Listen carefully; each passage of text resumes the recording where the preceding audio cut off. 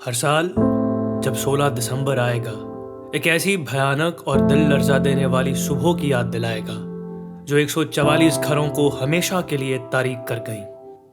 Army public school میں اس صبح پلکوں پہ روشن مستقبل کے خواب سجائے آنے والے معصوم چہرے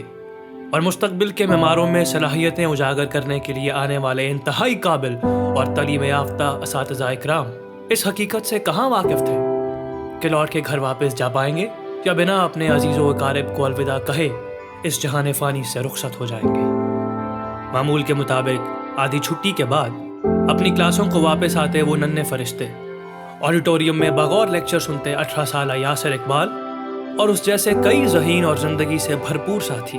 کہیں ڈیسک پہ بیٹھ رہا تھا کوئی، کہیں چھٹی کے لیے بلیک بورڈ کے اوپر لگے گھڑیال کو تک رہا تھا کوئی، کسی کو کلاس کے ختم ہونے کا انتظار تھا اور کہیں کوئی گھر جانے کے لیے بے قرار تھا۔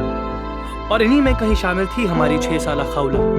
جو اس باغیچے میں تازہ کلی کی مانند تھی، جس سے انسانیت کے بدترین دشمنوں نے پھول کی طرح کھلنے کا حق چھین لیا۔ اور اس طرح خولہ کے لیے درسگاہ کا مطلب قبرستان ہو گیا جہاں وہ پہلی بار آئی اور کبھی واپس نہ جا سکی۔ 144 ناموں پہ مبنی شہیدوں کی اس فہرست میں خولہ کا نام بھی شامل ہو گیا۔ اس فہرست میں بیشتر نام معصوم بچوں کے ہیں۔ یہ خیال آتے ہی آج بھی